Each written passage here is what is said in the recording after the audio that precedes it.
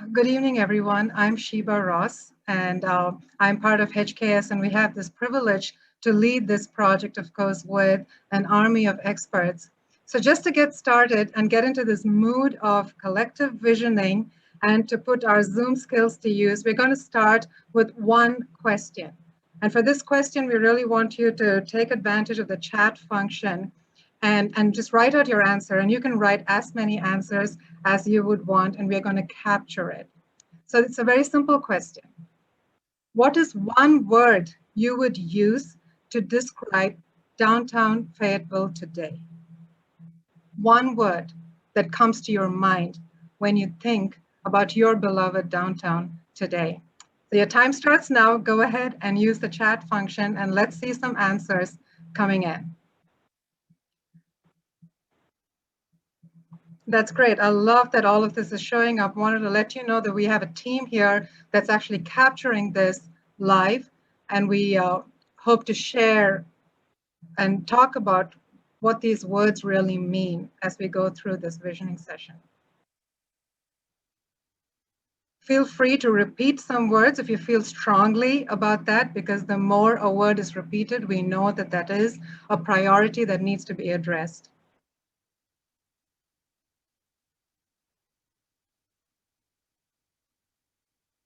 We have about 20 answers and it's going really strong. That sounds really good. What more? What are some other words that come to your mind?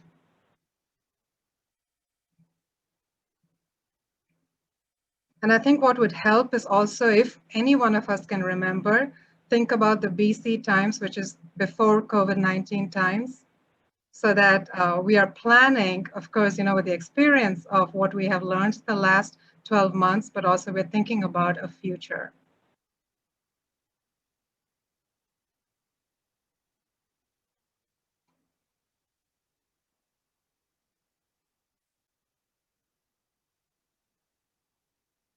This is fantastic. So we are hearing some amazing words like, the opportunity, vibrant, the fact that the courthouse is probably the identity of downtown, but we're also hearing words like limited, congested.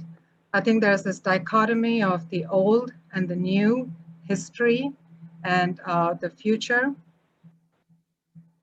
And of course, no community meeting will be complete if traffic isn't part of our conversation. So I see that that's there. We're seeing some really good words. So as you're thinking about this, I'm going to take a few minutes just to kind of ground us and talk about what really this LCI is all about, which is the Livable Centers Initiative Study. So let me go ahead and share my screen.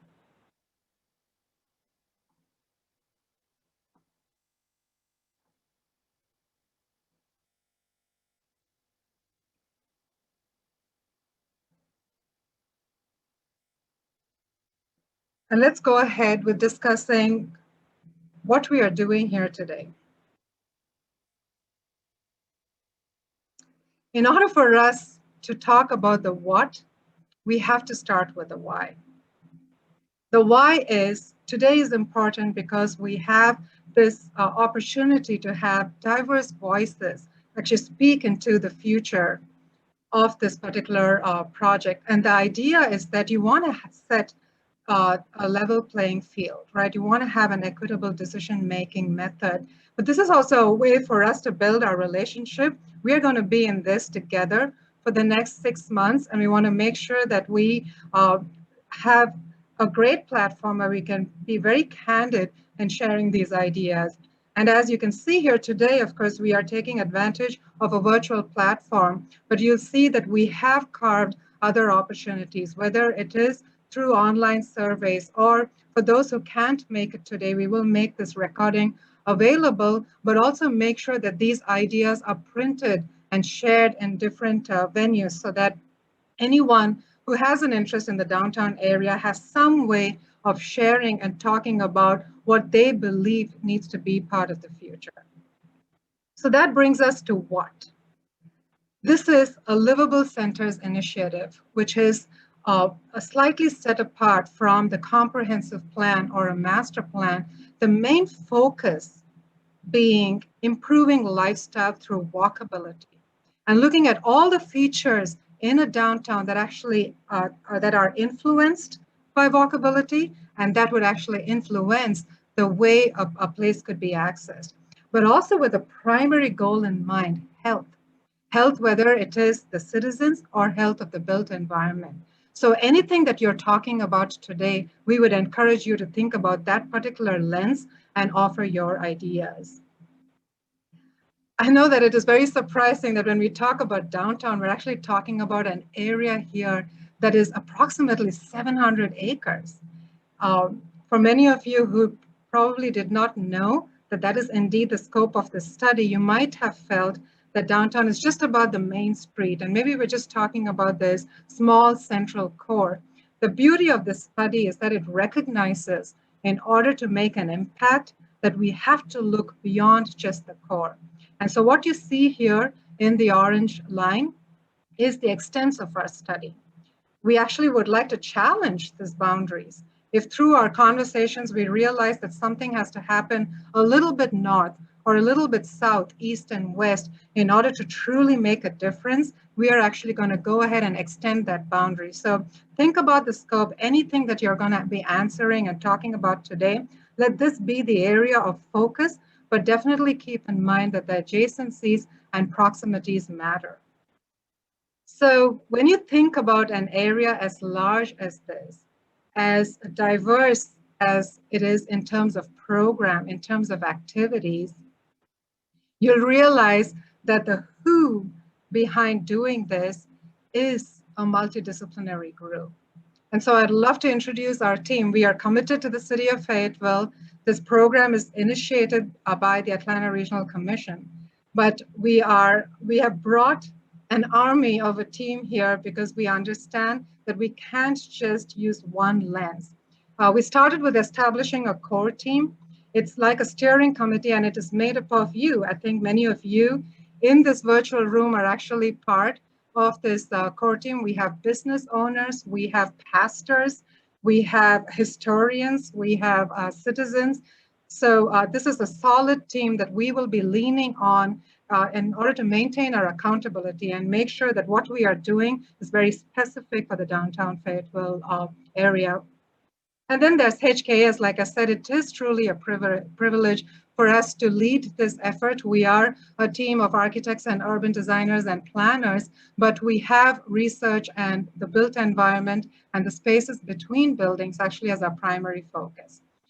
We have partnered with 5 other firms. We've partnered with PEC Plus, who's given us a lot of insight into existing conditions, along with Office of Design. We have Blue Cypress. You met Caroline and her team, who's helping us with public outreach. We have Noelle Consulting, who are our market analysts, who have just looked at the market, studied, and given us insight as to what we can do to position Fayetteville for the future. And then we have NV5 that's looking at 2 different dimensions. One is the zoning, because as I said, this is a plan that is going to be actionable. It has to be implemented. So we're looking at zoning and transportation. So every time you mention traffic, NV5 has gotten a ping because they are committed to make sure that that is addressed. So this is the team that we have. If you are wondering who of this team is part of today's meeting, you just have to look at our videos and you see that we have a common background. So anyone with this background is part of this team. So definitely feel free to reach out. If you want to reach out through a chat, if there's any particular question, definitely go ahead and reach out. This is our platform. As much as we are sad that we can't all be in the same room today, I think that a virtual setting is actually opening several opportunities. But the most important part of the team is you. And that's why today is really important. I hope you feel that. I hope you see that your voice is very important, and none of this can happen just with experts who are talking about what is feasible. It's about the needs and aspirations of the community. So how we are doing this is that we have set it up as a 4-step process to be very deliberate and make sure that what we come up with is actionable. We started with an investigate phase, which has been really vigorous, where we have wanted to pay a lot of attention to all the studies that took place up till now. I think many of you have participated, right, in the 2002 LCI plan. You've seen a supplement to it. In 2019, you had some significant efforts in terms of transportation and master path plans. We've made sure that we've looked into it so that we are using the work that has already been done, the time that has been invested, paying respect to it, and using that to propel us forward. And then we have an explore, which is actually fundamentally what we're doing today, is look at all the different ways in which we can come up with concepts. What are some different options? How can we make sure that our options are achievable? And through that, we will come up with tools that we will recommend. We want to make sure that we create a plan that can have some items that can be addressed immediately, some that can probably be achieved in the next 5 years or so. And we want to make sure that those guidelines help create a cohesive vision. And then we will document it so that there is clarity. It will be a living document the next few months, but the idea is that it would become this blueprint that will set the tone for the future of downtown Fayetteville. So that's where we are today. Today we're kicking off Explore, where we'll show you a little bit of what we have learned thus far, but then we are looking to re-engage if this is something that's been on your mind. You know, this is a great beginning for Explore, but also make sure that we are laser focused. We want to, everything that we do, everything that we talk about today is to make a difference and a positive impact for tomorrow. So that's where we are. And so that brings us to today. Like I said, we looked through multiple studies. We looked through all the community input that we received. And these are the big words that came up. You know, there was a lot of talk about placemaking, the fact that we have to enhance the pedestrian experience. We're talking about downtown as a destination. There was also a lot of talk about what if everything becomes unified in terms of streetscape? What if we pay more attention to parks and recreation? How do we balance the need for housing variety and for offices? So we've captured all of that. And if any of these are continuing to be a priority, please definitely bring that up as we go through these exercises, because I think that is fundamental for us to capture and make sure we highlight what is going to become a goal, how those goals can be prioritized, and what needs to be designed to address that goal.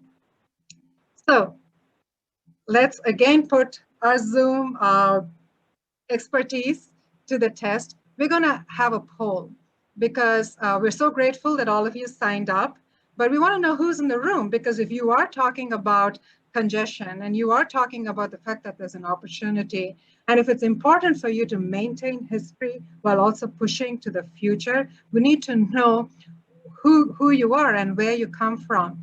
So if you can quickly go ahead and answer this poll, which you're going to see on the screen, you're going to have the ability to do multiple answers because you might live and work in downtown Fayetteville. So please make sure that you go ahead and answer, because we want to know whether what you are talking about is as a resident or as a business owner. You could be a business owner who lives here. I see those answers pouring in, and that's great. About 31% have voted. So I think it's safe to say that most of you are Zoom experts here. If you have any trouble, please go ahead and send a note on chat. Like you can tell, we have several of our team members here that can assist you. I'm going to wait for a little bit longer to see whether we can get a few more answers. Do let us know if you're having trouble with putting your vote in.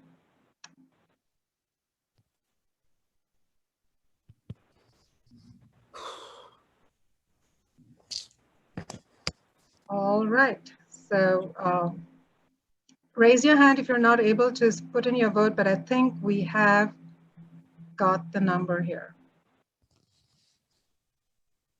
So let me go ahead and share results. So 43% of you in the room work in downtown Fayetteville. You might also live, but in terms of the answer, I think that's the number one answer. I think what's amazing is that almost every category got a hit, which makes us smile, because that means we have a good variety of folks in the room. So your opinion is going to really help propel a solid vision. What we want to make sure is that we are addressing a wide variety of needs and aspirations. But let's talk about something else now that we understand who is in the room, and I'm going to actually invite Caroline to facilitate that.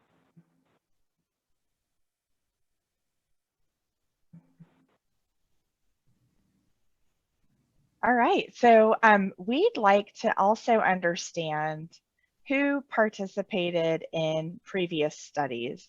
You know, we understand that you guys have heard or that you've had many of the previous planning efforts. And in fact, I actually participated in the Fayette County CTP and helped with the public outreach for that. So it's exciting to be back in the community. So I'm interested if you have participated in a previous study, if you can type in the chat, if you remember which one it was, or if you think about, you know, which, what you were really focused on, that would be helpful for us to know. We'll give you a minute to hopefully type into the chat.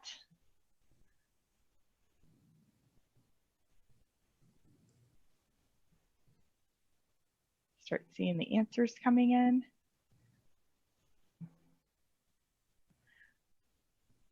Previous LCI study, looks like a couple people are joining us for the first time. Recent study on multi-use paths. Participated in all the other studies, so.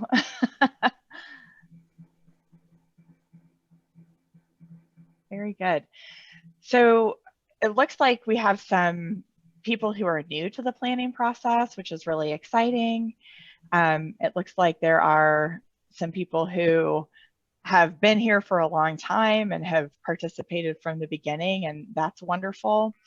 And then we also wanted to ask the question about who else may not be here tonight at the public meeting, but that you feel like it's important that we know that they are there in the downtown area, and that we make sure to interact with them. So if you have any ideas about that, we'd also love to hear that in the chat.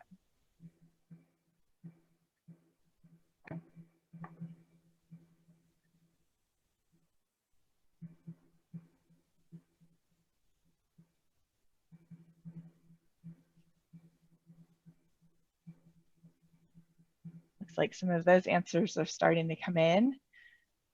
Culturally specific chambers of commerce, great idea. Local police, other downtown business owners.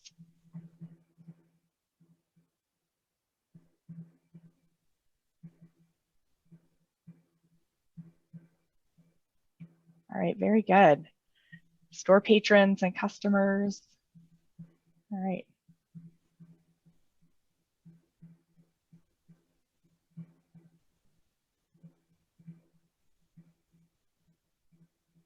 Okay, Sheba.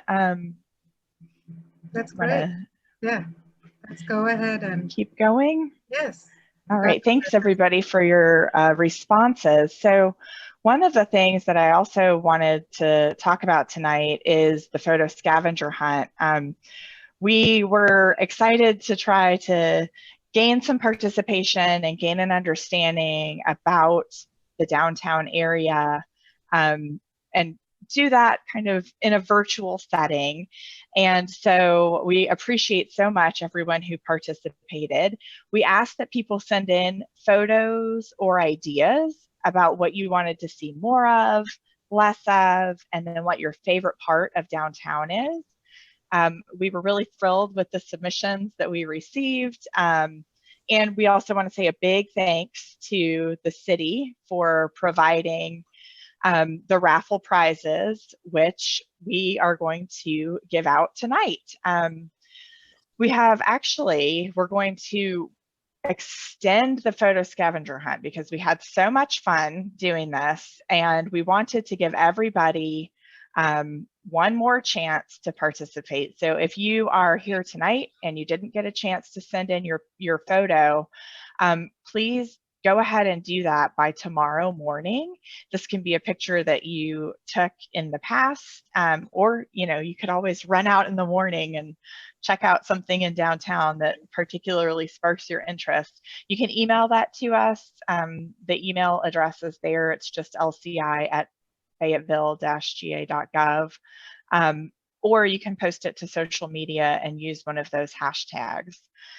We say thank you to the city for procuring some gift cards. Tonight, we are giving away a $30 gift card to the City Cafe and Bakery and a $20 gift card to Betty's Fine Collectibles as part of the raffle.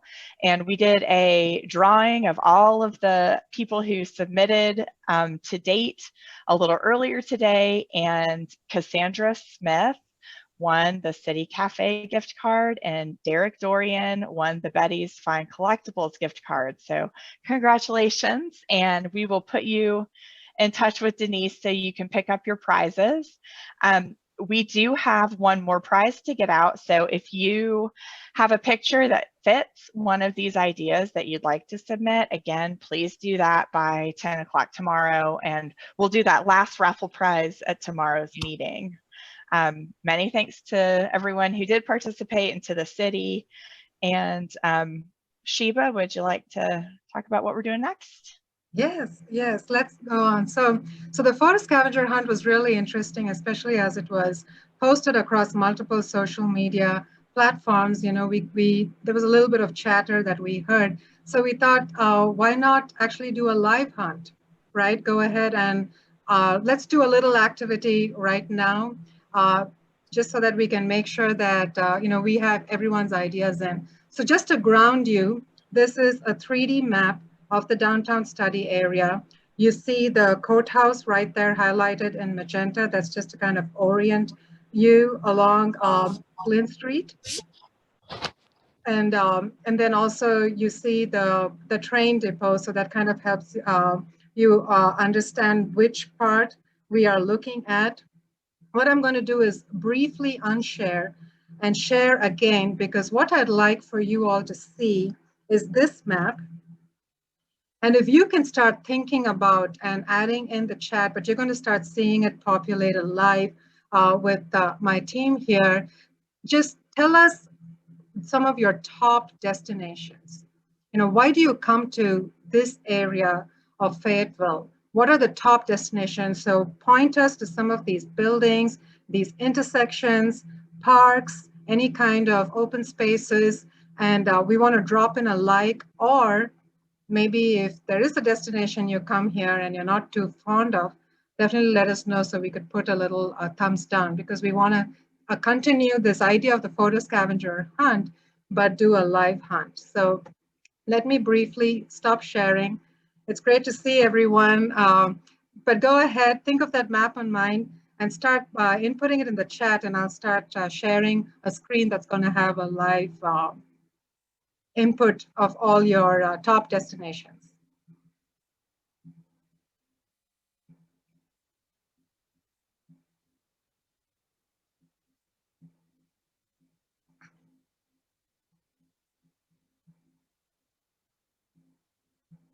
Okay, we're starting to hear and see that the Courthouse Lawn, Heritage Park, City Center. Let's see if it's getting populated here.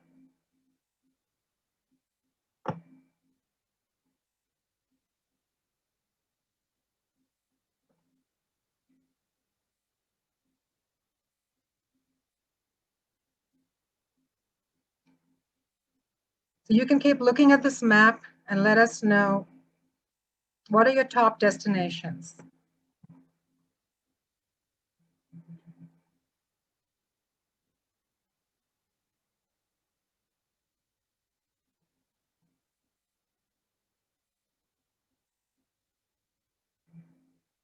I'm seeing a lot of likes around the library. Think about your parks.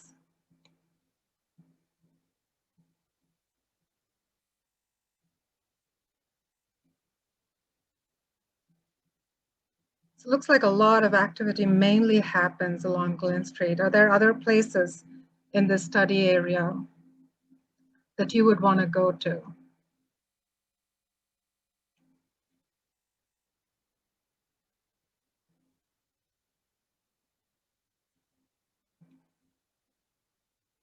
And again, it'll be good for you to think about before the pandemic, because I know, for example, the museum is closed, but definitely think about it. And it's wonderful to see that there are a lot of churches, a lot of youth clubs that are still happening, maybe socially distanced. We can go ahead and capture that. Let's see.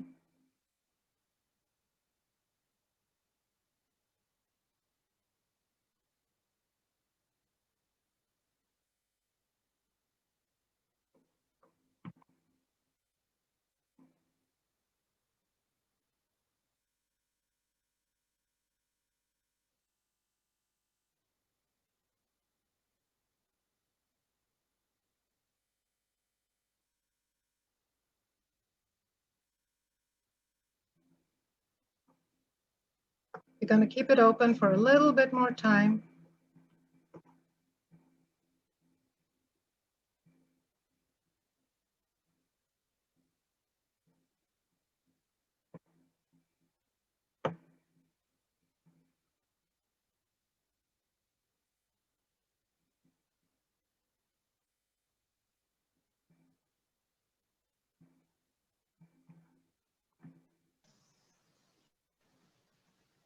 All right, so if you see where all these likes are, and if there's a place that you like to go visit and it's not there, definitely go ahead and put that in the chat, because we want to make sure that we capture that. But if there are places here that you probably avoid going to, and it could be because it's traffic related, it could be because it's safety related, because you know, if there's maybe no sidewalk or no street lighting, if you could hint that in the chat, but then definitely let us know that it is a thumbs down. We want to understand what do we want more of, but we also want to know what we want less of.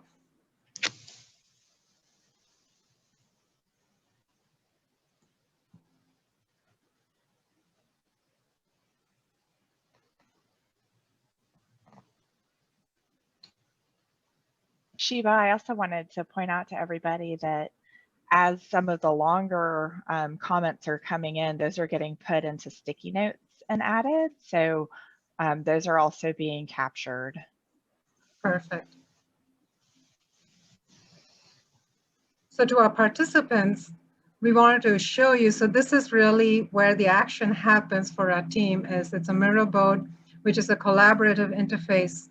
And we want to make sure that everything we hear today, every idea that is talked about, every frustration maybe that's brought up, or every dream that's really shared is captured here. So we hope that you start seeing a piece of yourself up front on the screen in terms of an idea. And then whenever we meet again for another meeting, before we actually draft our recommendations, we want to show how the options and alternatives we've created actually represent these ideas that we're seeing today. All right. So I think we got some good ideas here. So I'm going to go ahead and stop sharing. And so now we are getting to that point of this particular meeting where if we were all together, you would be organized around different tables. And because we don't have that opportunity right now, we are going to break out into rooms where you'll have an opportunity to actually speak up and use your voice. We're going to have 5 breakout rooms where we will have a moderator who's going to be using a map as a background. And the conversation is going to center around 2 themes. The first is look at this map and talk about what is it that you would like to preserve in downtown. And the other part of the conversation is what is it that you would like to change? And we'd like for you to have this conversation in a smaller group I'm going to take a quick look and see that we have about 40 participants. So I think we're going to go ahead and break you out into 5 rooms. And we're hoping that a smaller group setting will help you feel comfortable to share your ideas. That particular session will not be recorded as a video. We will be taking down notes that we'd like to come and talk about. So feel free to share everything that you think is going to benefit this Livable Center's initiative study. So like I said, please think about the study area. Think about ideas that you want to represent in terms of what kind of uses you'd like to preserve, whether it's the retail, the restaurants. The photo scavenger hunt spoke a lot about events. It looks like your community events are very dear to you. You were talking about the car shows. You were talking about what if we had an opportunity to maybe swap some goods. There was a lot of suggestions for dining events. And if right now you feel like you don't have the space to conduct all of that, then talk about how you'd like to change maybe the way some of your open spaces are, if your parks and plazas need to be improved. If safety and security is the #1 thing you want to change, and that's because of the way the roads are or a particular intersection. If you're thinking about your sidewalks, your benches, how you'd like the bus stops to be, definitely talk about that in the change. So with that, I'm going to go ahead and break us out into rooms. It's going to take a minute to assign you all to your rooms, but once you are settled in your room, you will see one of our moderators with the same background, so you'll know that you can ask them any questions, but I would encourage you to unmute and really encourage and have a conversation. All right.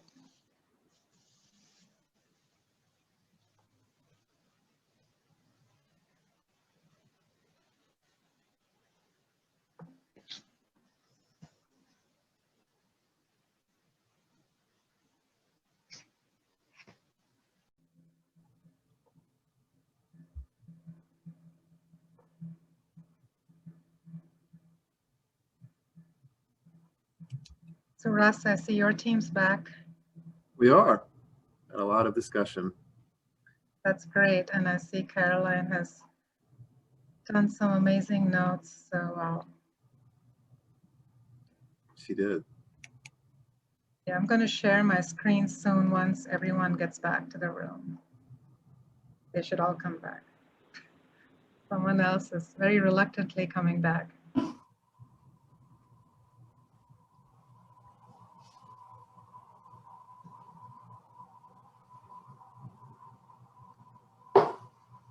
Welcome back, everyone. Let's see if everyone's back.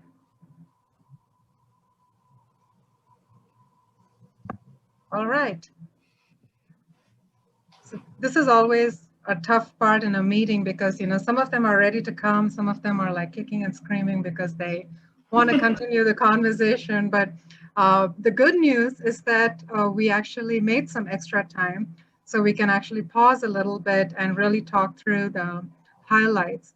What I'd love to do is start with each team. I think the plan is for the moderator to give us some of the highlights. Of course, it might be repetitive, but we want to make sure that we hear what were the top things that were talked about in terms of what would you like to preserve, what would you prefer to change from each of the rooms, even if it is repetitive. But as each moderator speaks, if any one of you who was in that room would like to share an extra thought, definitely raise your hand and Caroline will be able to unmute you so that you can have something to say. Definitely want to hear a lot more voices, but what I'd like to do is start with actually Doug's team, which is I think breakout room 2. And one of the reasons is that, so while you were all talking, we had this active capturing of notes. So I'd like to really start with showing you a snapshot of what all of you discussed in Doug's room, and then give the floor to Doug to kind of hit some of the highlights. And while that is happening, HKS will go ahead and populate whatever happened in Shelby's room and in Danny's room. So let's go ahead and hear from Doug. Could you maybe zoom in a little bit on that? Sure. Is that possible? Yes. Yeah, I think that's perfect. So we had you cut us off. We got kind of snipped, right in the middle of kind of talking about who was going to say what. But I'll do the quick overview, and I think maybe Brian or Ray or or Walter. We had a lot of voices that so. Be great if anybody wants to weigh in. I think the number one message from everyone, as you can see on the screen, is that we really want to preserve the historic character of downtown. And perhaps, in the same vein, they want to improve some things around it. Some of the recent development has been less than respectful of the historic character of Fayetteville. And they would like to reverse that pattern, or at least stop that process. The courthouse square is really sacred to everyone. Great idea at the end, and I think there's some real possibility of this, of putting the power lines underground, which in any downtown are a problem. You need to hide those wires to kind of preserve the historic character. We talked a bit about parks, and there seems to be, I kind of read into it, and everybody can comment on this, but I read into it that parks don't feel like they're really central to activity downtown or to Fayetteville downtown in general. But there's some very strong things happening with the new City Hall, with the Southern Trust, Southern Conservation Trust, and the land conservation there, or the preserve. But the big message was preserve the small town feel. And there's some very special places, the churches downtown. And then there's some really, as you can see, some good ideas about what could change going forward, a little bit on the line between, get rid of this and, and come up with some new ideas. Sustainability came up. Brian mentioned that as a priority. And let's see what else. Brian or Walter, one of you want to step up? If anyone wants to pitch in, we have a minute before we have to go to the next team, but do raise your hand using the Zoom button, or just write in the chat and we'll unmute you.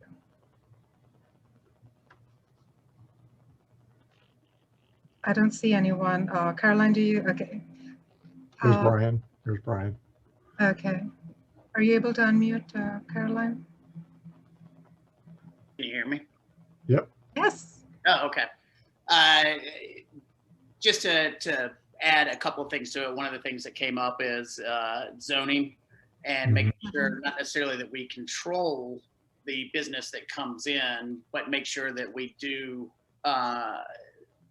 show purpose into what does come into downtown. There are certain things that we would not want to see in our downtown that can go other places.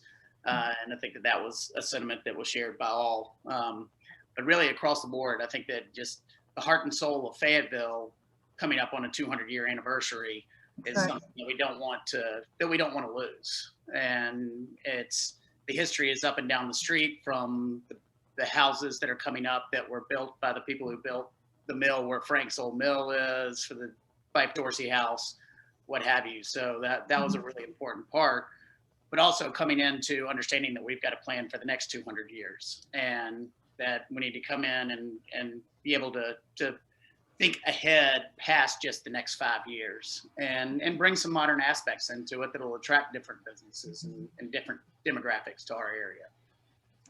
That's great. Thank you so much for that summary, Brian. Let's move on to Neil's team group. And Neil, if you can give us a few highlights, and then anyone else from your,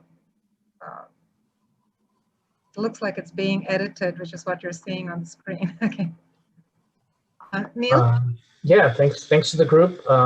after I talk, I look forward to you filling in on anything that I might have missed or not represented adequately. But I think, again, to echo the sentiments Doug found in his group, the historic square is really the the icon and really the place and the restaurants around there, and people really want to see it stay that way. I think the group talked about other items to reserve. I think naturally we kind of gravitated towards recognizing that things are already changing in downtown. I think most of the group is aware of the new developments that are happening. The courthouse, of course, and the open space that's going to be there, but also the new developments on North Glen Street. And I think there was enthusiasm of the new development in terms of the new activity it'll have. So I think when we're talking about what would change, there's things that are already changing, and so that's kind of important to recognize that. And I think there's a sense that once a certain part of North Glen Street start changing, things around it will also change. And so, and we talked a little bit about the character of the development as far as the projects which aren't built yet, but looking at the renderings and such, that I think there's a feeling that the kind of the style, the architecture will complement downtown Fayetteville. We also talked a little bit about the South Glen Street area in terms of the current state of it is, I guess you could say it's kind of industrialish in character with a few businesses in there, auto tire related, and so. But again, brought up the fact that there's a development happening south of the new court, the new city hall, that's going to bridge a little bit of Beauregard and South Glen, and so I think they're looking forward to that area kind of becoming improved. It's kind of a gateway into downtown, and I think I'll let any other member of my group speak to kind of fill in anything that I might have left out, or reiterate anything that you'd like to reiterate. I think you said it, this new downtown development right here on between Lafayette and West Lanier, that's going to be huge. And then the area here that you said is a bridge to the south part, all of that has been sort of nothing there, and then neglected and deteriorating. And for all that to be developed is going to make a huge impact on the core of downtown. That's awesome. Thank you for sharing that. So we'll go ahead and move to Russ and his room.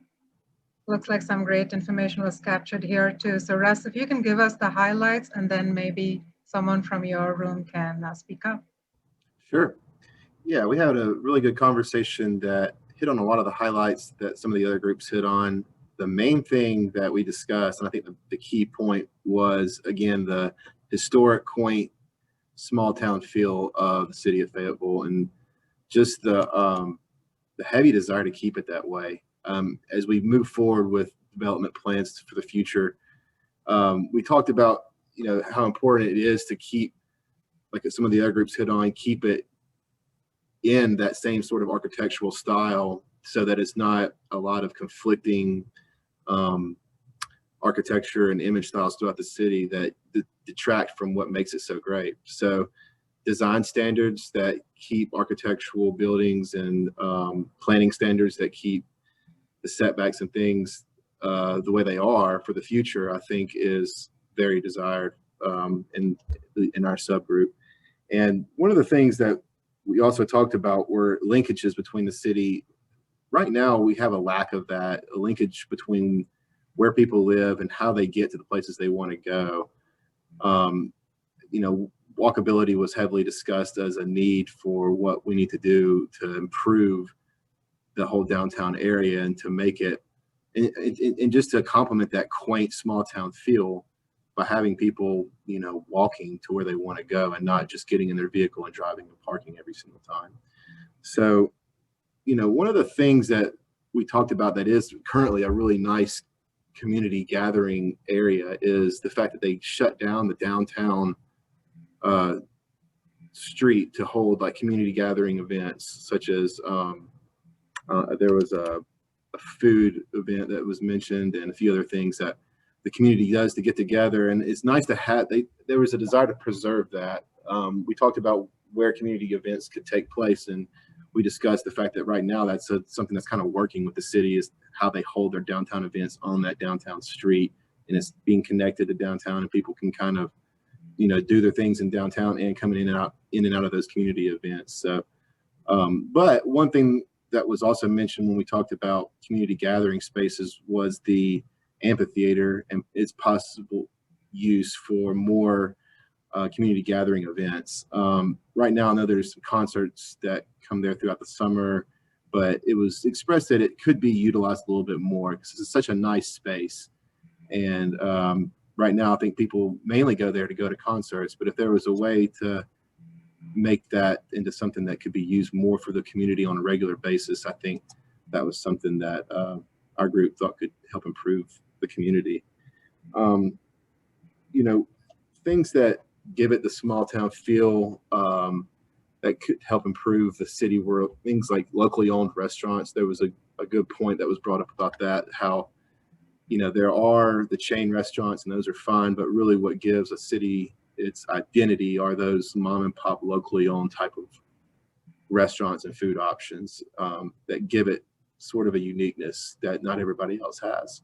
So like I said, identity. So that's one thing that was expressed to, you know, possibly help improve the small town character and feel of this downtown area.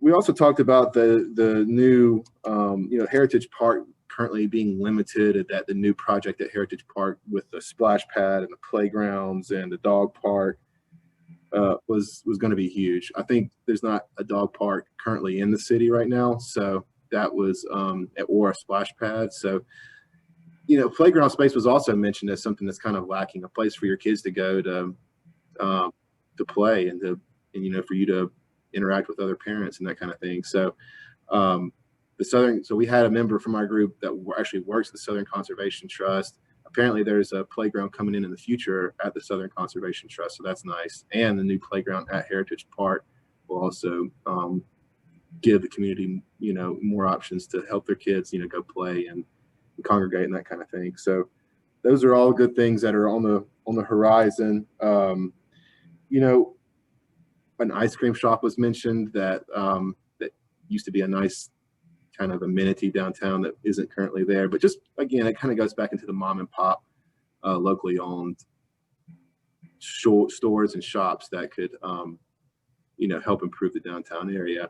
And I guess one thing I failed to mention earlier with what we want to preserve is one of the key aspects we talked about was the historic homes and how a lot of them are being converted into businesses, and that's desired, and that's something that we feel was gonna, you know, help preserve that small, quaint small town feel of Fayetteville by, you know, allowing the repurpose of some of these old homes into a commercial use, like a boutique shop or a restaurant or something like that. So yeah, that's great. Like, is there anyone in Russ's group that wants to wrap up with anything else? Or I think we did get a comprehensive overview from Russ. Caroline, are we seeing anyone raise their hand? All right, no, that's really good. And you'll see that all of this is captured. So if anyone feels that, you know, you were in the room and you missed saying something, definitely go ahead and put that in the chat, because we are trying to make sure that we incorporate all the comments. So with that, let's move on to Danny's room. And they did a slightly different style. So I'd love to hear from Danny and your team, if you could just quickly share some of the highlights of what your group talked about in terms of preserving and changing. Sure. We had a good group. We talked right up until you cut us off. Hey, I'm but it was the bad good. person here. I know how it is. You got to keep things moving. I only had to threaten them a couple of times to get them to talk, but then once we got going, it was pretty good. Most of our discussion, we talked about things I think that we would like to change rather than things we'd like to preserve. Sure. One comment was that there is an idea that the city is very easy to work with. So I'm sure that Denise and David and Ray would be happy to hear that as an incoming business, there was a sense of, hey, we'd love to have you. What can we do to help? And so I think that goes a long way towards continuing for future development and future growth. We did talk about wanting to preserve old homes and older buildings. You can't replace that type of character and that type of history. But on the flip side, we talked about how it's tough to be, sometimes it is tough to be both historical and also fresh. And so there's some talk about some of the buildings feel a little dated. Some of them seem to need maybe a facelift. And so it takes the right approach to have a downtown area that preserves older buildings, but also still seems like it's forward thinking. So we talked about that quite a bit. We talked about walkability. I think that was mentioned. I have 3 tallies down for walkability that was mentioned at least 3 times, probably more. We talked about pathways and connections. We talked about the desire to connect, say, the downtown square to Kroger or Publix on the south side. And we also talked about, could we connect the downtown to the Ridge Nature Center, which is probably 2 miles to the west. That's a long way to go. And it's not necessarily part of our study area, but it's one of those amenities that I think people would like to travel to. So we talked about, what it takes to make that happen. Nancy earned 10 points for using the word disparate in her comments. I told her it was one of my favorite words. And she said that she thought kind of a negative to the city was that it felt like it was made up of a lot of disparate parts, that some pieces really didn't seem to fit together. And it felt a little, kind of cobbled. And so we talked a little bit about, what we're trying to provide as a little bit of a guidebook for how the future development could happen in a way that's a little bit more structured and hopefully provide a better outcome than, the sort of ad hoc development that we've had as the city has developed over time. I think those are probably the highlights really that we talked about. A lot of discussion about connectivity. Daryl was in our group, and so he fielded some questions about traffic, and we talked about parking. But I think that's kind of it in a nutshell. That's wonderful. Anyone in your breakout room that wants to add to that? But I think what's kind of really pertinent to remember is that although there were a lot of overlapping themes, it's pretty impressive how almost every group had something that stood out. And it's probably because, like Nancy mentions, that there is a disparate playing field right now.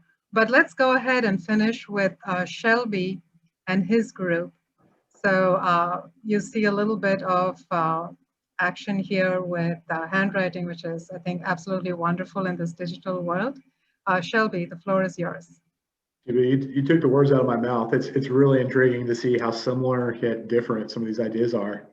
Of kind of our group, what would we preserve? It's a lot of the same. It's oldest courthouse, the state of Georgia, the history, the feeling, the neighborhoods and the houses. Those are really important to preserve. The restaurants and the shopping, the downtown square, the neighborly feel is real important, and the small town feel. So that kind of led our conversation into, what would change? What could change for the better? And kind of just big picture, it really grouped into 2 groups, affordable and housing, and then also transportation. So I'll start with kind of the housing aspect of it. It was kind of mentioned that it'd be great if there's some type of, I wouldn't say like the right size of housing, the right character and feel that's affordable for new people to come into the city and be able to live there, and not just so not unaffordable they can't do it. And at the same time, kind of keeping the character of what is there too, and renovating those homes, not losing those neighborhoods. So that was a part of our conversation. And then along the part of just transportation, and there's a conversation of just better walking, better sidewalks, but also access. How do you give access to everybody in all the neighborhoods around downtown to get there? you know, and you know, we were just brainstorming, talking through ideas, you know, is there a way to take the golf cart paths and expand them into the city more, make them more integrated? Is there a way for the city to embrace that in a way so that, you know, people that don't have a golf cart can have access to the golf cart paths? You know, maybe it's golf cart rentals or golf cart transportation routes by the city or something like that to give more people access. You know, so what we're kind of calling light transportation, you know, for people who don't want to use Lyft or Uber and who still want to get around and, you know, to make the community better, and something also distinct for the city. So guys, if I've missed anything there, feel free to jump in, and anything else you'd like to cover or make sure that we cover with our conversation. Yes, if anyone from Shelby's breakout room wants to say something, we have a minute. Do raise your hand or put in on the chat. But I think these are all excellent points that we are going to make sure that we address as we craft this initiative really for a blueprint.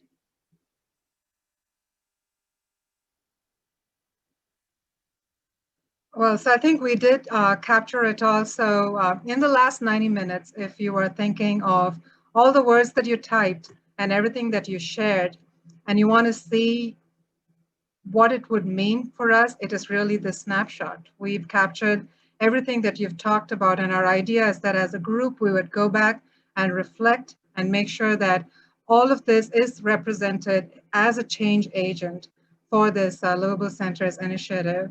But if you remember, we started off today, this evening, by asking you, to use one word to describe downtown Fayetteville, right, today. And this is just a snapshot of some of those words.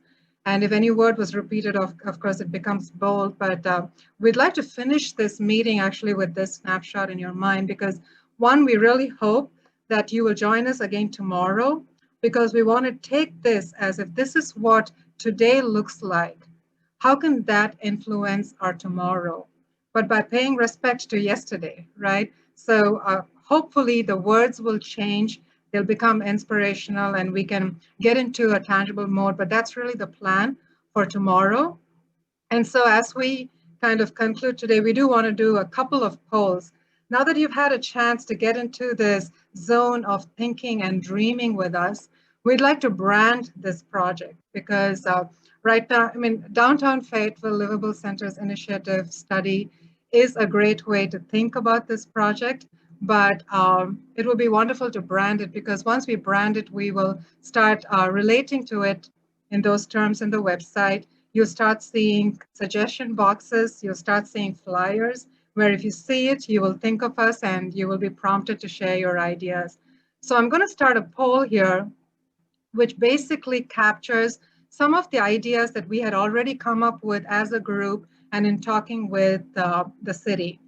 So of course, it doesn't fully encompass all the brilliant ideas that could be, but we would love to know, just looking at these names that you're seeing on your screen right now, and knowing the potential of this project, we'd love to see whether you can think of it as, this is our initiative to activate the heart of Fayetteville, or maybe it's about downtown emerges, or we're thinking about the future, so it's Fayetteville forward.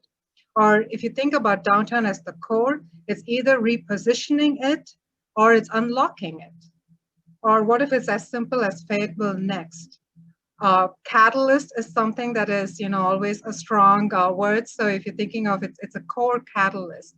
It's something that's going to set an example and become a precedent for the future. Or the last word here is the soul. If that question comes about, what is the soul of Fayetteville, that we could answer it with what you're doing today together. So go ahead and put in your answers. I think 30% of you have already participated. It'll be wonderful if we have as many of you who can choose. And this is a privilege that is given to this group first, because you took the time to spend 90 minutes with us this Thursday evening. I'm going to keep it open for a little bit longer so that we can make sure that everyone has a chance to vote. I would encourage the team too, because your voice matters. Many of these ideas came from within the team. Go ahead and everyone here, all the 40 of you, it'll be wonderful if you're able to vote.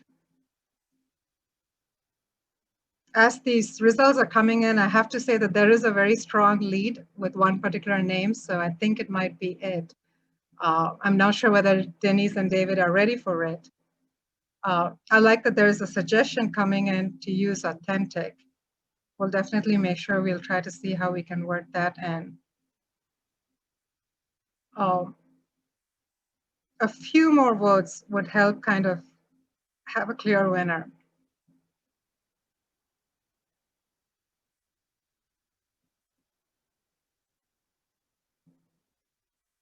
Okay.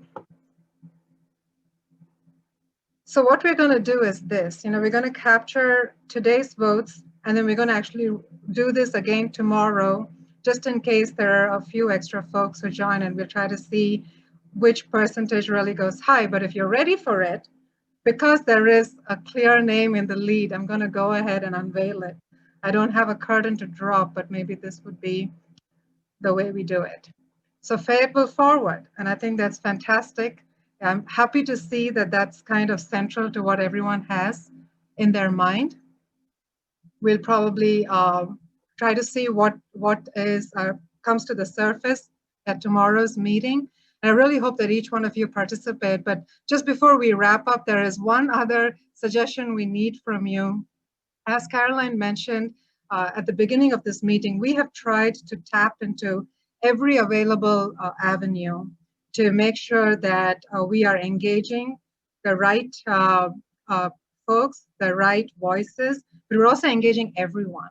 We understand that Zoom is not for everyone, that and not everyone has consistent broadband access. So we'd like to know from this group, what is your preferred method of communication? You see that we've mostly shared through emails, through the website. The city has very graciously included all of this in their newsletter.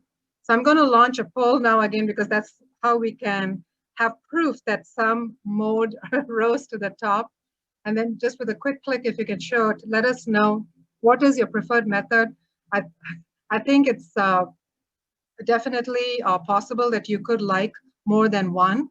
We just want to know, make sure that we honor which one is the most preferred and have the best piece of information come through in that method.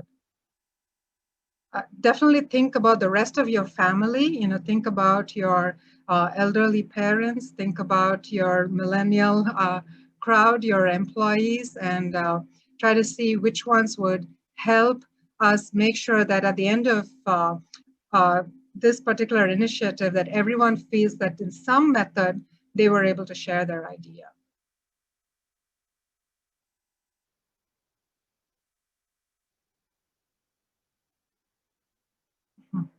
I see a couple of ideas that were not really included in this, which we will thank you for sharing that in the chat message, because we want to see what are all the ways. We definitely want to set a precedent here with how we can make this happen. All right, so we got some good numbers here. It looks like email is the most preferred, but it's also great to know that you would like to participate through other methods. We're very intentional about the website. A recording of everything that we spoke about today will be in that, will be hosted in the website so that you can point others to who missed this particular session. And we're looking at key locations where we would probably put in a suggestion box or even the printed flyers. And Shiva, I'll just mention that for everyone who did say email, I hope that you have found the spot on the website where you can sign up for our email list. If you have not, again, I'll just plug the website one more time. It's lcifayetteville.gov, and you can just go over there, put in your email address, and you'll get updates from us. We promise not to spam you, but we'll give you regular updates about the project. Yes. Oh, so Amanda has put the actual URL in the chat because I said it incorrectly. FayettevilleLCIstudy.com. Yes. Yes, so please definitely go there and you'll catch a lot of the action. We're going to try different ways. So that brings us to the end of the session. Thank you so much for spending your time with us. Please share your thoughts, your feedback, any suggestions to improve. But I did want to leave you with this particular thought. You know, the reason why these kind of meetings are so important, the reason why planning is important is that when you think about the power of the word impact, you know, impact does not have to be something that's just measured in the end. It doesn't always have to be something that you look towards. Impact can be the result of who you are now. What we do now can make a difference. And that's why these kind of meetings are really important. So I hope that you will participate and continue really supporting us in this venture for us to find, you know, what Fayetteville Forward looks like. Thank you, everyone. So now to get into the mood of today, because today we are going to be in the imagine mode, where we are taking what we wanted to preserve, what we wanted to change. But what if we could draw the strokes on paper? What if we could determine what is the future of downtown? We no longer have to ask what if, because we are here today to do that very thing. I'd like for us to start with this quick activity. We're going to use the chat to capture this, and of course the team that we have an army behind who is going to capture all of this in real time. But I'd like to start with this question. Take a look at this photo and write, what is the first thing that you see?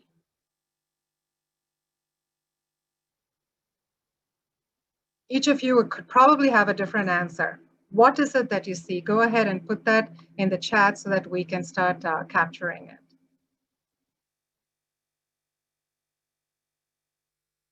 Don't feel shy.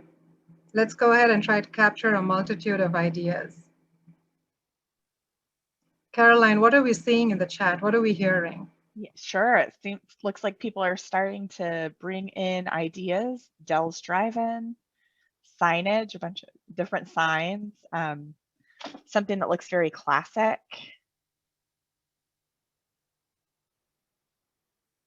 Fayetteville, more signage. Yes, I mean, there is no wrong answer in this, and we don't actually have a prize for this, but would love to encourage more participation. It could be something that you're seeing visually or something that is making you feel. What is an emotion that comes to mind when you see this?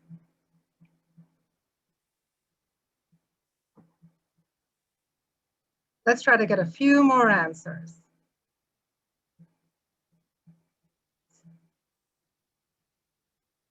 So we're seeing a piece of history, we're seeing opportunities, we're seeing disorder, we're seeing balance, we're seeing something that is no longer there, a little bit of chaos.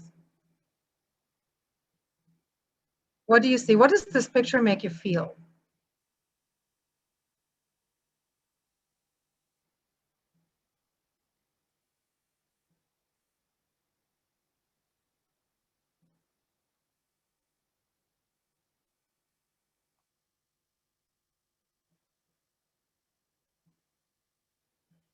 All right, so let's look at some of the answers here. It's hectic. Definitely see a lot of signs. So in full disclosure, this was something that was shared in a Facebook group as a postcard of Fayetteville, Georgia from yesteryears, which we thought was really interesting, exactly nostalgia.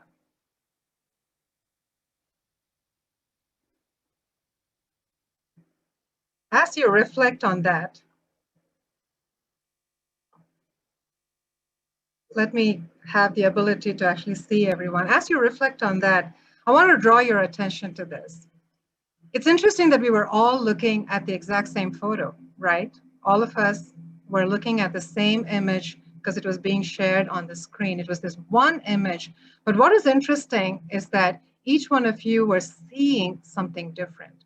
You were looking at the same image, but you were seeing something different. And that's the beauty of these forums, right? While someone, when they look at the same picture, can see chaos, another person sees opportunity. Someone sees congestion, another person sees fun. Someone sees history, the other person sees invisible. But the beauty of that kind of multi-lens viewing is the fact that that's what makes it rich. That's what makes the fact that that photo can really respond to multiple audience. So today we're all going to look at the same area. It's going to be the downtown Fayetteville 700-acre study area. But you're all going to look at it in different lenses. And so we want to encourage that. We want to encourage the fact that you're looking at it maybe as a resident, or maybe you're looking at it as a business owner who wants to make a difference in this community. And we want to encourage that, but we can't just talk about one problem. It has to be about all the problems and all the opportunities, because the beauty of the picture lies in that depth of information.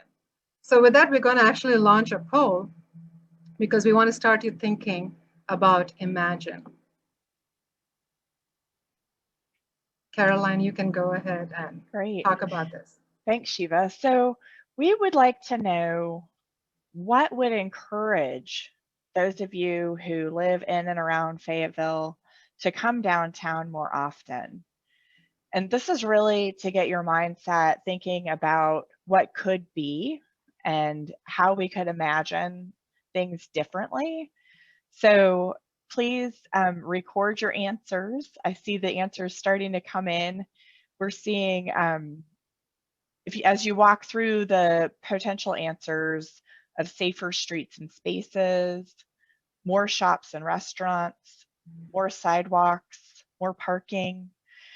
There are a lot of different reasons that people join downtown, and we'd like to know what might make it easier for you to be there.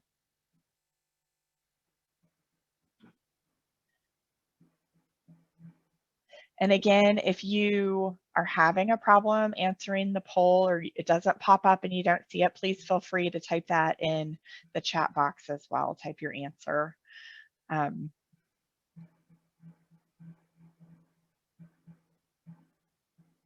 Looks like the voting has started to slow down, so maybe we'll give about 30 more seconds just to make sure we get everyone's answer counted.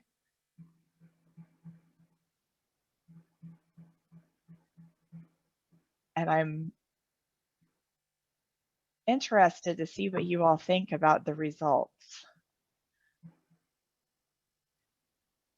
All right.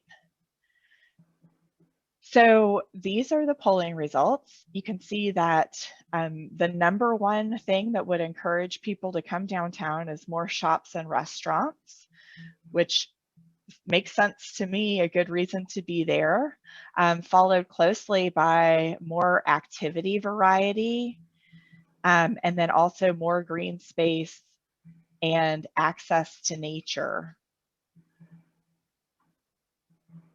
Also, I guess more sidewalks rated right up there, and I'm looking at the chat, and a couple people have also chimed in to say potentially volunteer opportunities or the opportunity to live in downtown.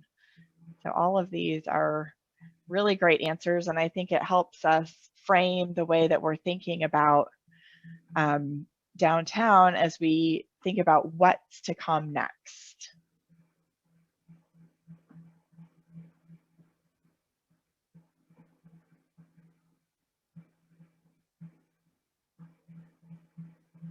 All right, so we're going to now talk about the photo scavenger hunt. And this is something that we asked you all to participate in over the last couple of weeks. We wanted to hear from you about what you love about Fayetteville and what you'd like to see more of and what you'd like to see less of. And so you can see that we got both photo responses as well as people who just sent in ideas with words, which was, we love both of those. Some of the photo responses really centered around the idea of gathering spaces and reasons to gather in downtown. So we got one last night that was about having a chalk art festival. you can see a car show and as well as a Halloween festival. So all good reasons for people to gather post-COVID, of course. We got that lovely photo of the courthouse with the historic clock tower. And then we also got a lot of answers regarding kind of what people wanted to see less of. So Sheba, can you move into that area? You know, I think that we heard loud and clear that there's a lot of traffic and congestion, and so that's one thing to work on.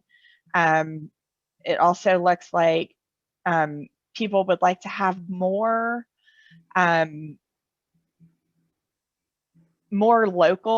locally owned businesses and less of the more chain and that kind of thing. And then also, we heard this last night and throughout the scavenger hunt that tearing down the houses and buildings in historic downtown really causes a loss of character, and that's disturbing. And so we want to try to not do that, but to preserve those.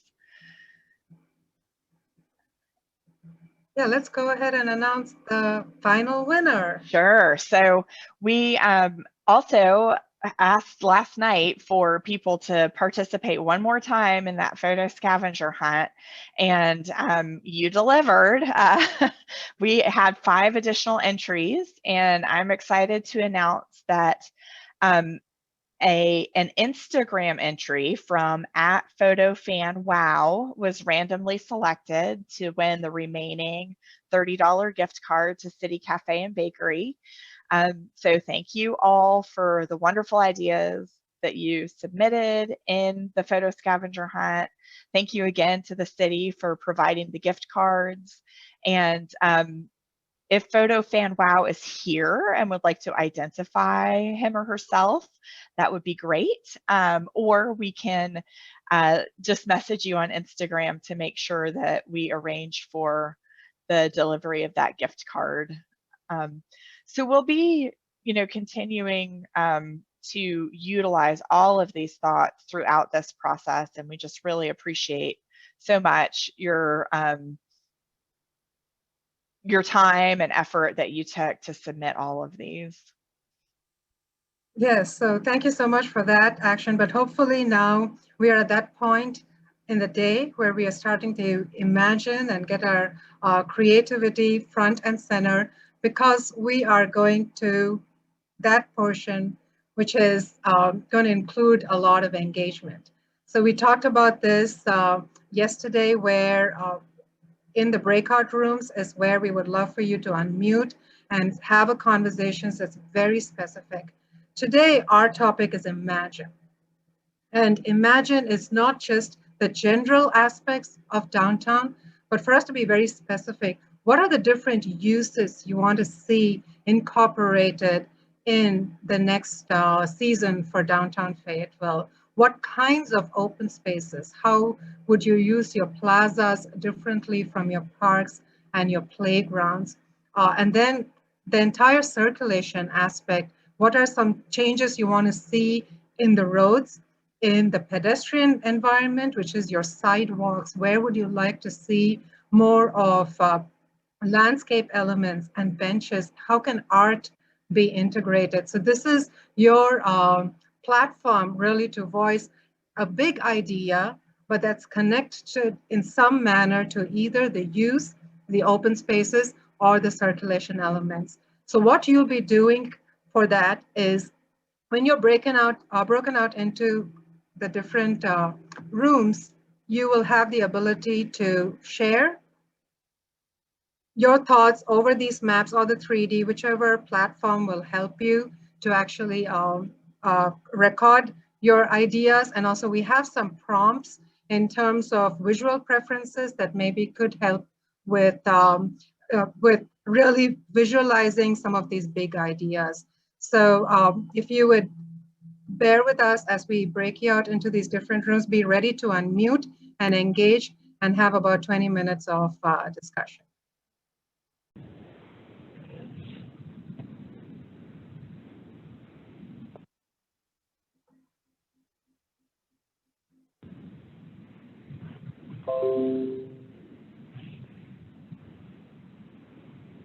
Welcome back.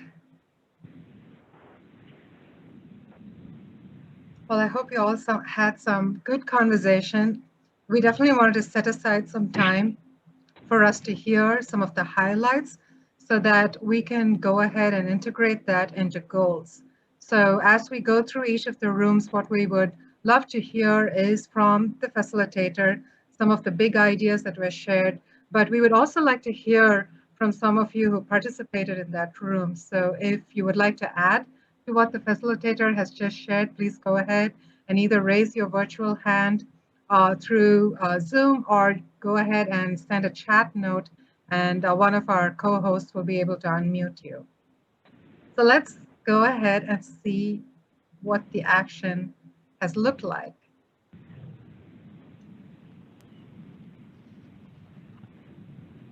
So here's a snapshot of everything that all of you have discussed, but we will start with Doug's room.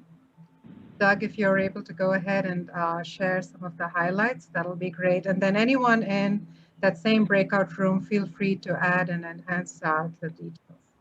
Absolutely. So what I'll say is we had a very positive group. They like what is happening today and going forward in Fayetteville. There's a lot of optimism about what's coming. We talked about housing, and there's an openness to all kinds of housing opportunities. I think there's a particular attraction to the single family sort of historic house model, and really there was no bad images in that mix that we presented. We also talked about townhouses as a density option and multifamily, and there's openness to both. There is already multifamily projects happening in and around downtown.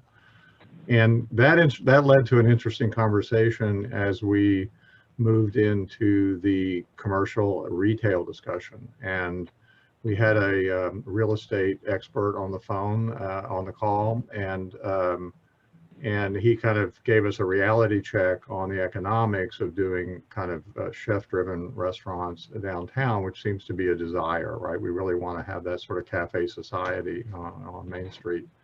And the challenges of that are, you know, that there's not sort of the demographic ecosystem to support it. And so we kind of in the chicken and egg conversation about how we get there. That segued very nicely into the open space conversation, because we all know and think that and the group felt like, you know, that's a key to drawing new residents, and the desire to have young people that want a lifestyle, that want walkability, and there's some good things happening on that front with the Nature Center and City Hall Park, and you know, and then an emphasis on walkability being an important connection to those places, so that when people live and possibly work downtown, that they don't have to get in their car every time.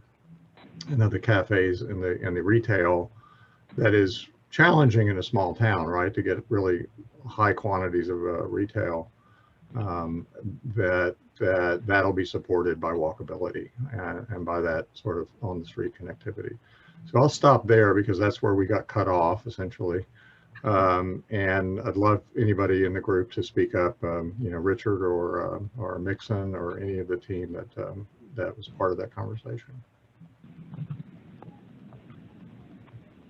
You can raise your hand. Anyone have any additional thoughts? Like, go ahead and either add it to the chat or we can unmute you. Oops, this is Amanda. If I can chime in real quick, I just wanted to mention that I've heard this, what I thought was a really important statement about putting what's right for downtown versus the rest of Fayetteville. And there was a comment that if we're having multifamily or dense housing, downtown is the right place for it, and not, you know, we already pointed out that right now we feel like we have enough in the works. We don't need to be thinking about more at the moment. But I thought that was really important. Like, what is downtown the right location to have certain things for the broader community? Well, you know, this is Rich Hoffman. One of the things that we have, Amanda, that a lot of cities don't have, you know, we have 38 acres of unbuilt property right downtown. How many cities could say that today?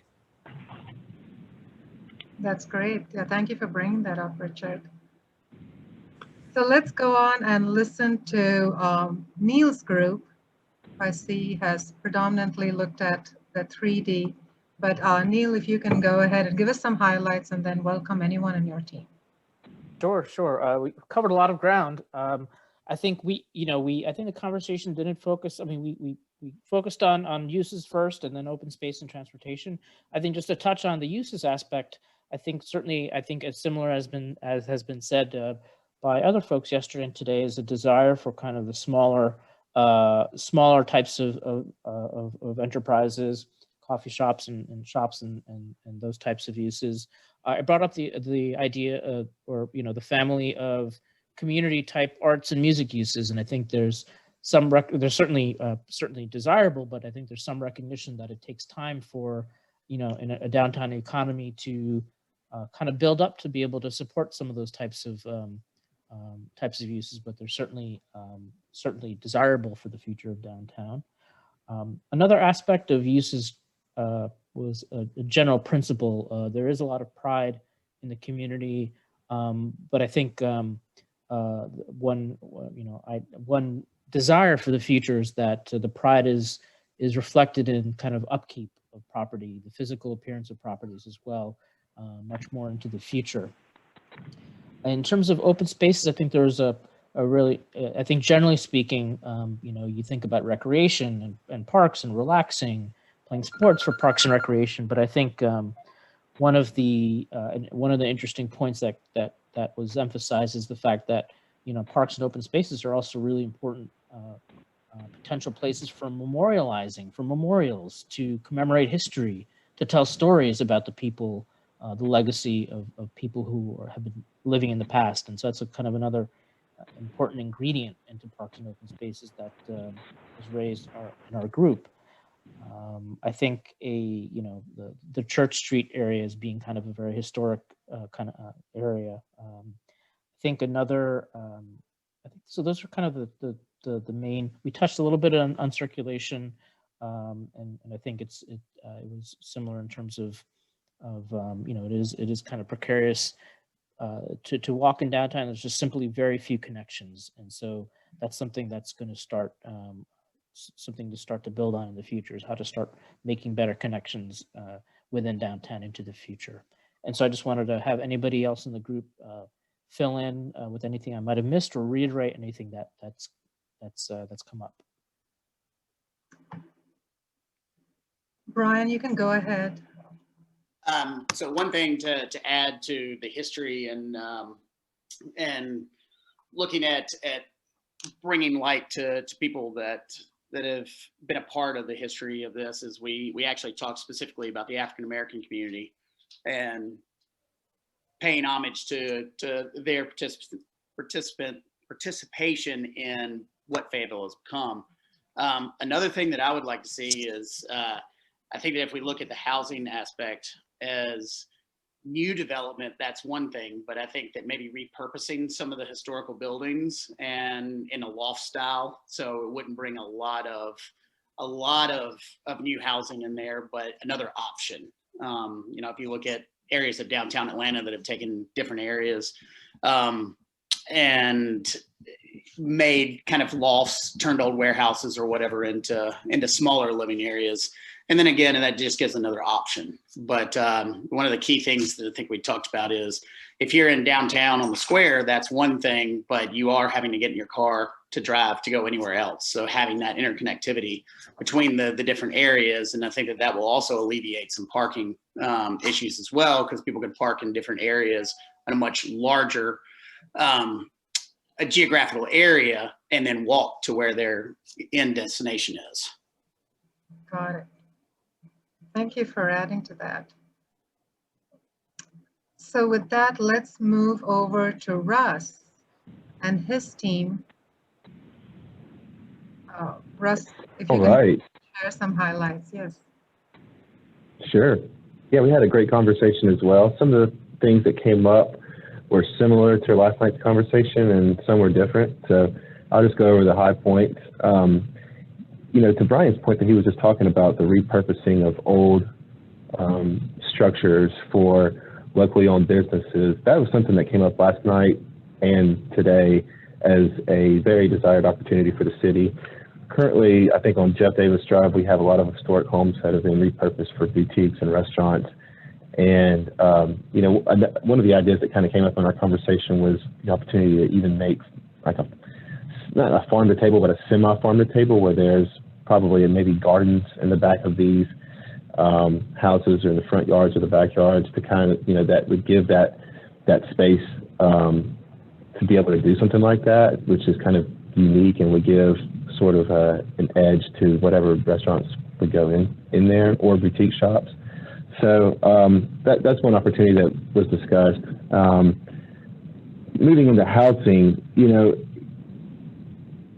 it was really desired with the new high-rise development, or not, excuse me, high-rise, but the mid-rise development coming in downtown. But we also talked about, to Richard Hoffman's point, the fact that there's 38 available acres to develop in downtown. That was something that was heavily desired in our group conversation about infill opportunities, you know, particularly around the Church Street area, not necessarily in the downtown core, but there's several opportunities around the downtown to infill, you know, smaller residential projects that would allow people to live downtown, but not necessarily have to be in a huge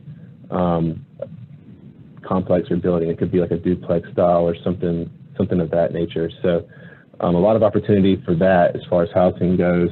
You know, for architectural standards with housing, it was discussed that, you know, we don't necessarily want to keep it the exact same way that it's been in the past, but we also want to preserve that character moving forward. So it's kind of a challenge when you create design standards for new architecture and new building facades and things like that, that, you know, don't necessarily come in and change what Fayetteville is, but at the same time make it to where it's desirable for people to want to come and use it. So another good point that was brought up in our conversation in regards to housing.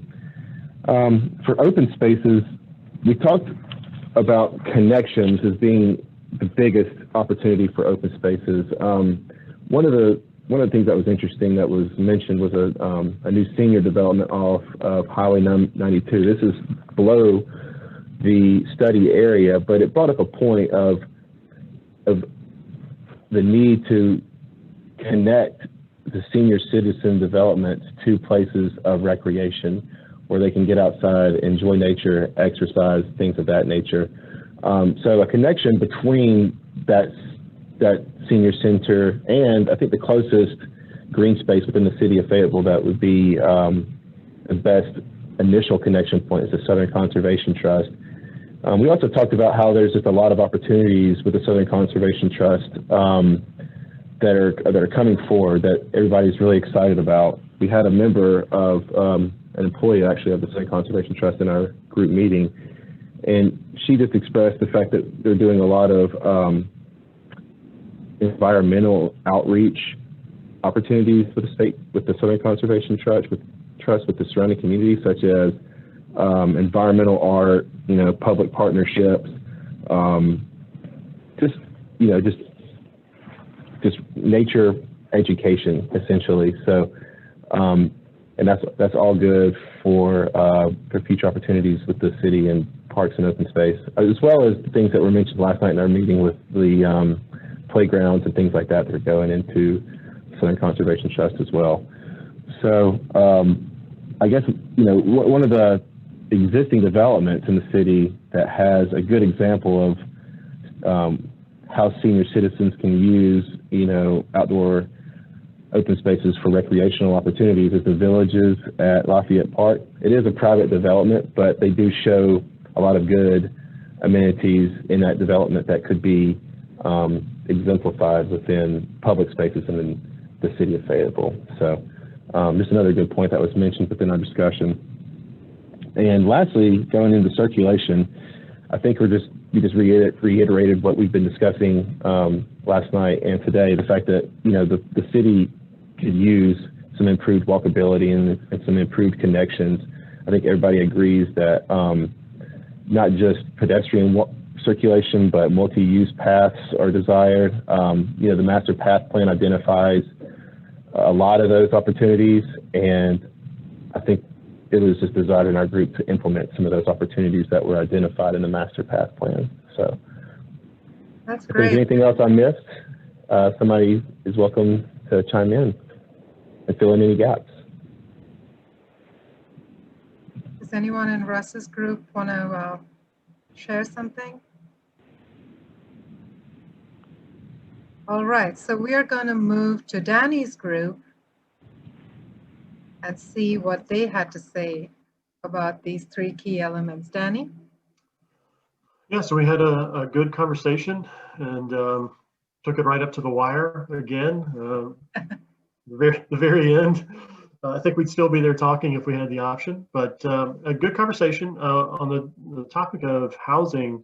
I think the main takeaway was a feeling of being open to different types of housing, but wanting to make sure that the scale of the housing doesn't get sort of too big. That sort of overshadows the sort of downtown area.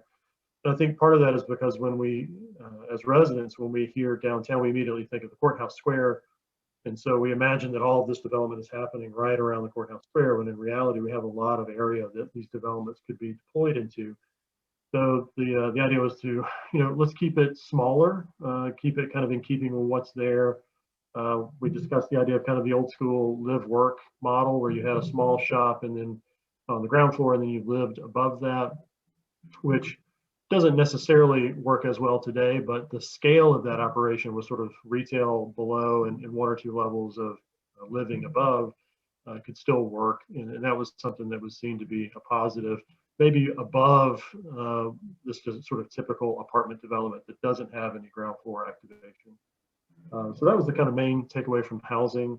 When we talked about open spaces, we talked about the limit that we have currently with open spaces in the city. There's not a lot for us to sort of go to and use. Walter said that he'll use the Church Street Park with his grandkids because there's a playground. And that's pretty typical, I think, right? As a parent, I'm always looking for a good playground that I can stop at.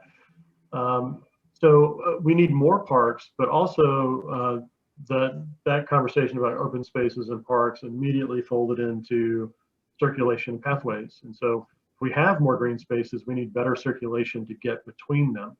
And not necessarily just by walking on sidewalks adjacent to streets. Maybe there's a network of pedestrian pathways that are maybe somehow independent of the road network that would allow people to sort of move around a little bit more safely and comfortably to get from green space to green space.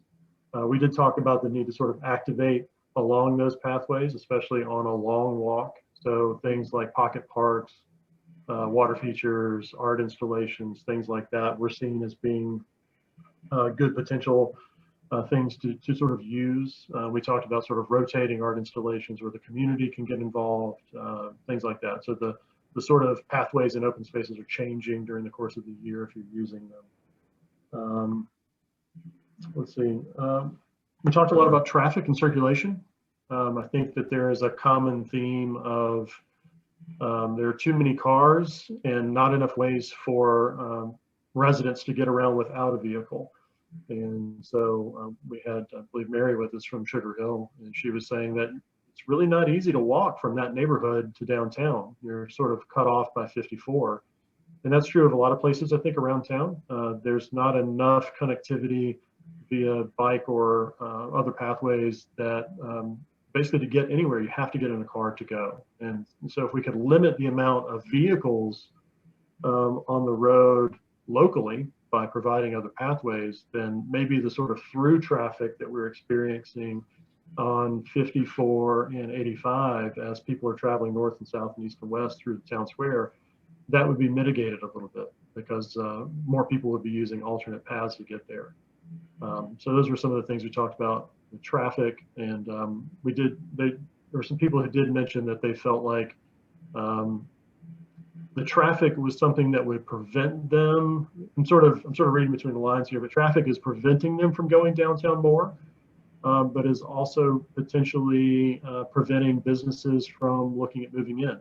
So if we had a better downtown environment, if traffic and parking were a little more settled, maybe more businesses would look at coming into town. So that was an interesting comment that we had. That's kind of all that I jotted down in my notes. I nominated Walter to jump in and provide some input if he feels like he needs to. We had a pretty good conversation going. So Walter, if you have anything to add, feel free to raise your hand and we can get you plugged in here. All right, I'm here.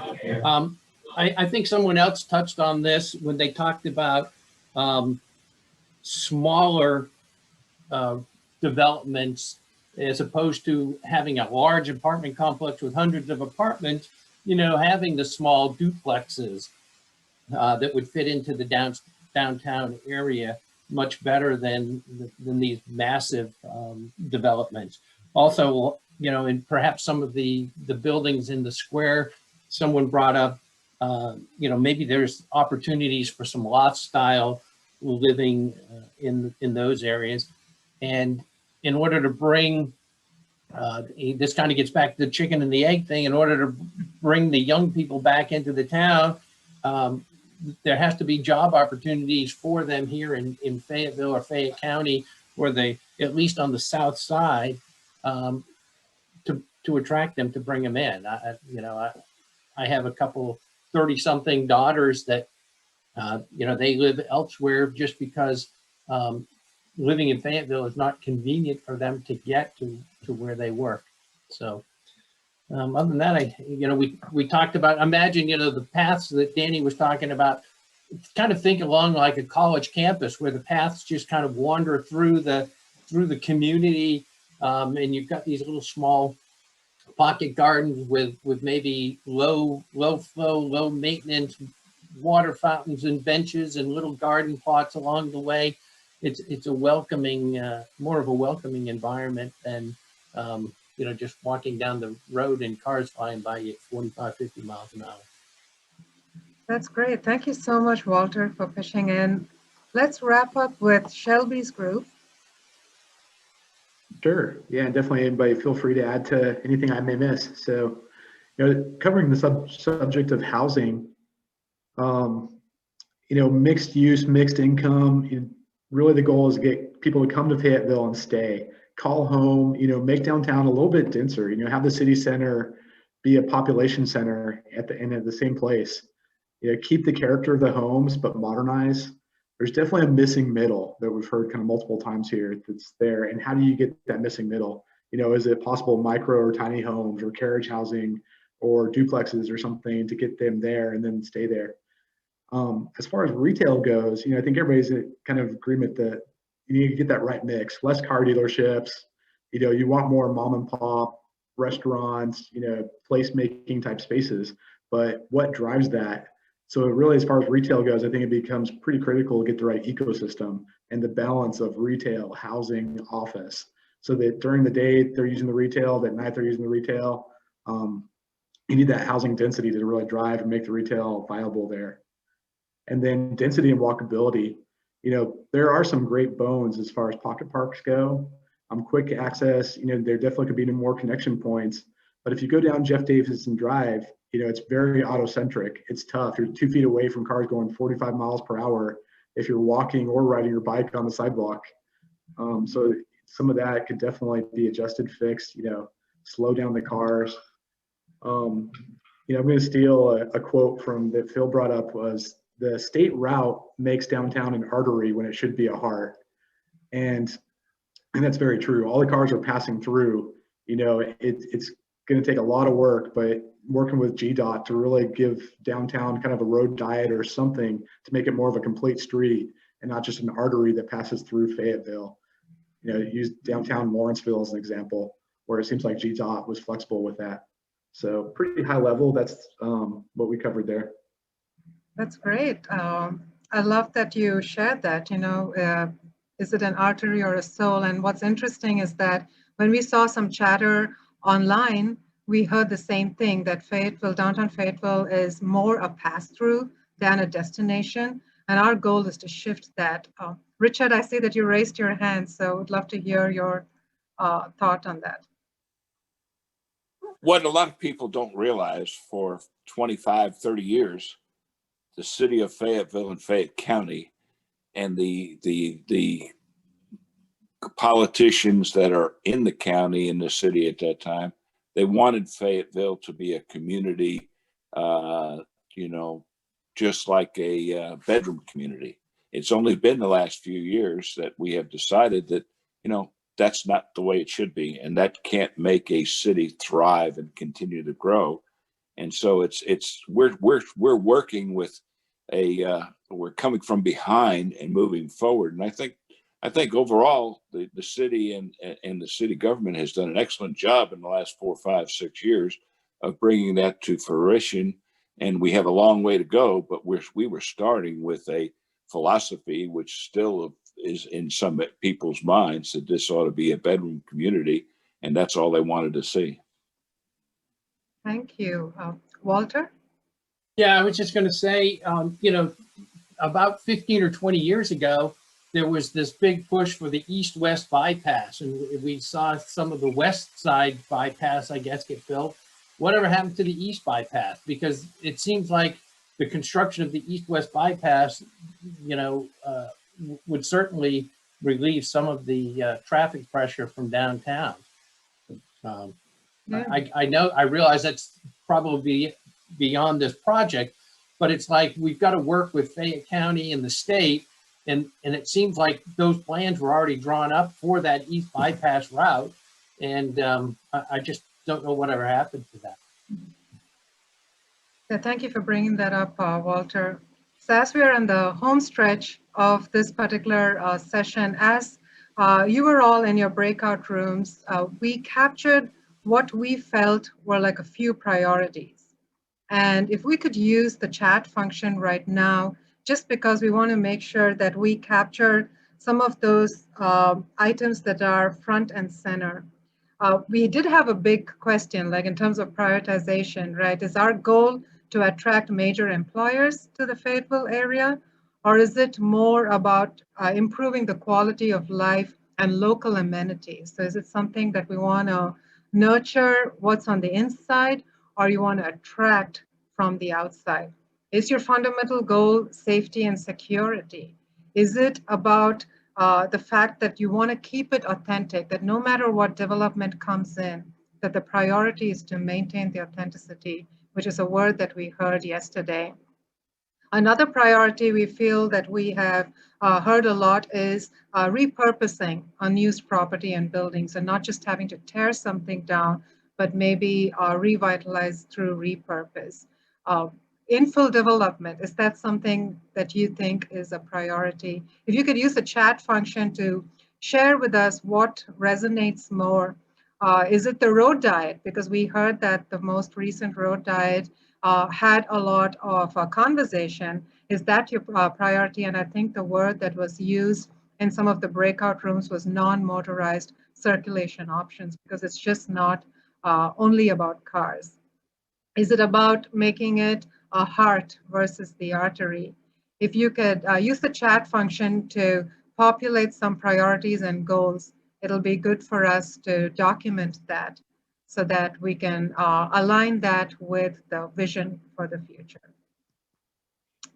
So let's just get some conversation going in the chat. If there is a new goal that we need to document, let's go ahead and add that in. Maybe Amanda, if you could help with typing in the artery versus the soul, the heart, that would be a good item to show up on the screen. What else are we seeing? What else is a goal?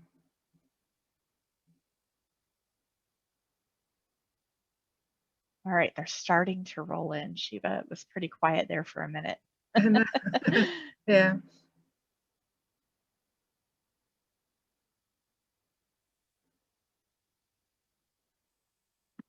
But even as you are thinking about that, because you're thinking about priorities and goals, what we would want you to leave this session with is acknowledging the fact that we did start with talking about our challenges. You know, we talked about what's the big word that defines downtown.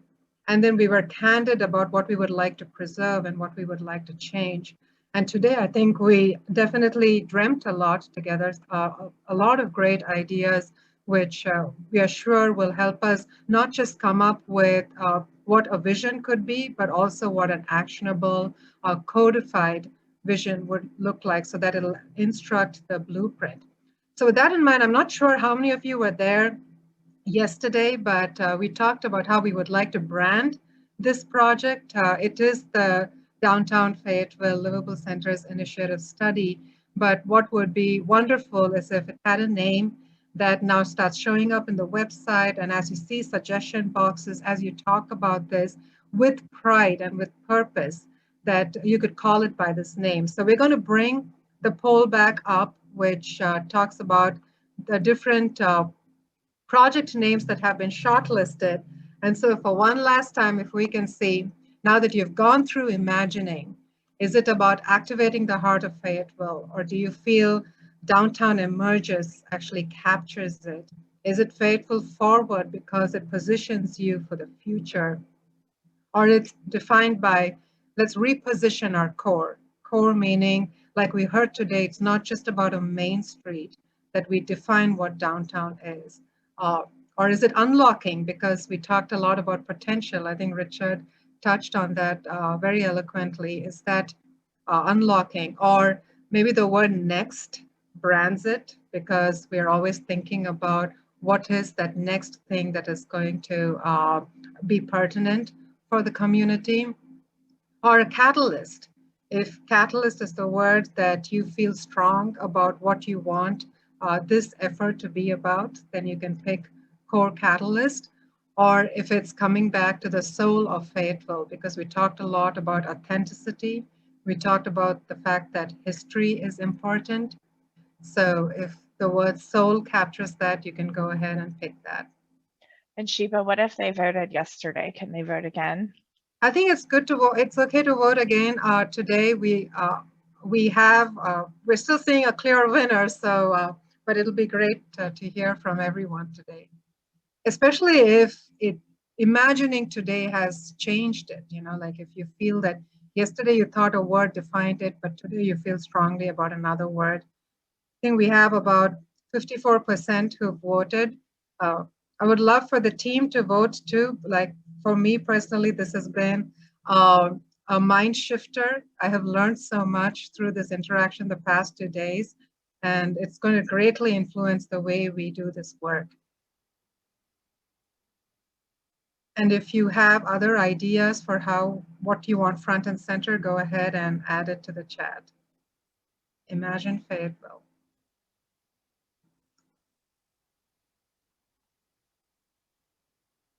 All right. So I think it is unanimous in some sort, but if David and Denise, do we have you on standby? This is us branding the project that is, central to your mission. And just like yesterday, Fayetteville Forward made it to the top. And I think it definitely captures everything that we're speaking about. We'll make sure that the key words that each one of you mentioned in terms of authenticity, in terms of imagine, and this idea of the heart of Fayetteville, we'll definitely make sure we weave that in to this bigger story. But it's wonderful to know that you had a role in naming this project. But what is going to be more special to us is that when we come back to you in a couple of months with a few options, because that's our next stage in the explore phase, come up with a few options for how do we see the mix of uses, how do we see that distributed along these key corridors, what are some ways by which we can infuse additional open spaces or repurpose some of the buildings and the spaces, and then what can we do to your roads and sidewalks, and how do we connect to the trails? So we'll come up with some plans. And what would be special for us is when you see that you see a piece of yourself there, because as you can tell, every sticky note on the Miro board is a representation of your idea, and we wouldn't want it any other way. So thank you so much for joining us. We do have one last poll, which I think is really important because it's central to what Caroline would need moving forward. Sure. Thanks, Sheba. So if everyone could also respond to this poll, again, we asked it last night, but we'd love to hear from you again. We just want to make sure that we're communicating with you all in the best way possible. So if you could let us know if that's email, website, if you prefer social media, through the newsletter, printed flyers, or suggestion boxes, we'd really appreciate your input. I wanted to mention that we'll be compiling all of the thoughts that are gathered through this process and coming up with additional questions to clarify the design guidelines, which we'll ask you through a survey. So we'd love for you to keep an eye on our website, which is FayettevilleLCIstudy.com. Amanda just put that in the chat box. And we'll send out an email alert to anyone who has signed up for our email list when that's ready. We can't wait to hear back from you through our survey as well. So keep an eye out for that in the next couple of weeks. Thank you. So definitely the email, again, I think is the preferred vehicle. So we will keep that in mind as we move forward. To wrap up, I see that we have a lot of special guests, of course, in this room, but I do see that we have Mayor Johnson. Sir, if you'd like to say something as we conclude this meeting, it'll be wonderful. Well, thank you so much, Sheba. I've listened in on both last night's session as well as today's session, and I'm very thankful for all of the citizens who are participating. And thank you for all of the consultants who are participating. As I've listened, I don't find that what the citizens are offering and what you are offering is any different than what the current city council believe that we're heading in the direction. But as Councilman Hoffman says, it's a pivot. It really is a pivot from the past policies of the city and the administration. But we know it's going to take some time. But we hope that what you have contributed will help us continue to convince people that this is the right way to approach revitalizing. And I just was getting ready to put into the chat, I love the idea of the thought Fayetteville forward, reviving the heart of the city. I think that that's a real good slogan or a theme for this LCI study. And again, thank you for everyone who's participating. I look forward to hearing more and more of the input. Thank you so much. So well, have a great Friday, everyone. Happy weekend, and we look forward to staying in touch.